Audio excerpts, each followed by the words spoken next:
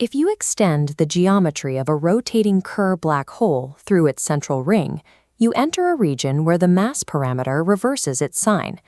In standard general relativity, this transition is asymmetrical. The local gravitational laws used by an observer in the negative mass region do not match those of an observer in the positive mass region. Looking-glass relativity is designed to resolve this through a reciprocal framework. Our goal is a geometry where reversing the local choice of future exchanges two complete, symmetric descriptions of physics, ensuring that neither region is mathematically privileged over the other. To find the right relativistic theory, we first look at this Newtonian baseline. It calculates how a target object accelerates in the field of a source. Notice how the variables group. We have the target's response signs here and the source's active signs here.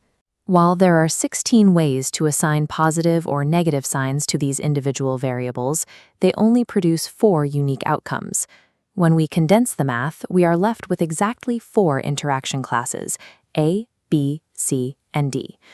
In one-metric gravity, reversing a particle's direction or mass sign doesn't change its trajectory. It traces the same path in reverse. A single metric cannot explain 2 distinct freefall curves. We must utilize 2 separate, projectively inequivalent gravitational connections. We achieve this using a split algebra metric.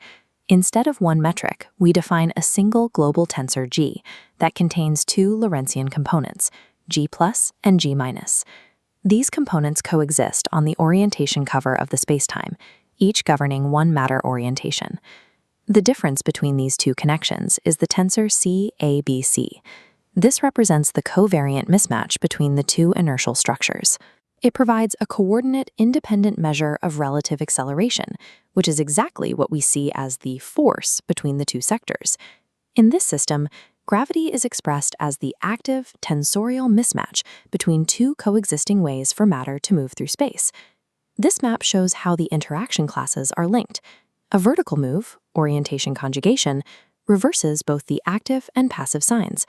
A horizontal move reverses the family sign, creating what we call a neutral pair.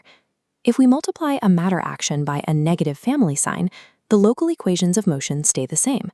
However, the resulting stress tensors and Noether currents are perfectly reversed. This leads to the neutral pair principle. Since the matter fields have equal and opposite signs, the creation of a matched pair results in a total generalized energy and additive charge of exactly 0. An unconstrained action cannot force one metric to be sourced by the matter of the other while keeping local matter equations strictly native. The solution is a projected variational principle. Only virtual variations tangent to the reciprocal constraint distribution are admitted. By enforcing these comparison constraints, the theory preserves the independence of local matter laws while allowing the 2 metrics to source each other reciprocally.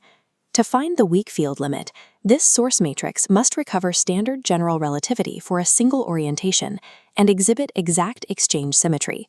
To match standard gravity, A becomes 1. For opposite gravitational response, B becomes -1. This matrix isolates the sourced part of the geometry as a relative massless spin 2 field.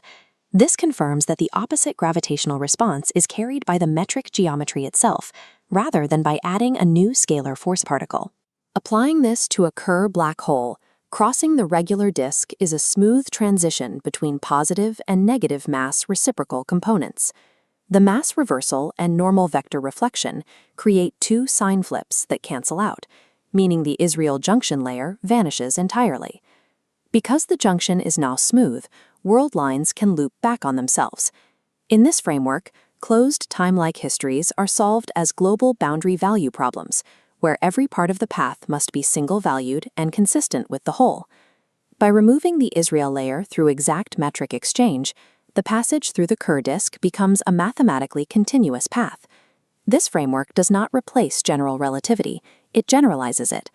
In any region where only one orientation exists, the occupied metric obeys the standard Einstein and geodesic equations perfectly. The result is a dual metric system. A single tensor carries 2 Lorentzian components, and matter is organized into interaction classes that allow for neutral pairs with 0 total energy.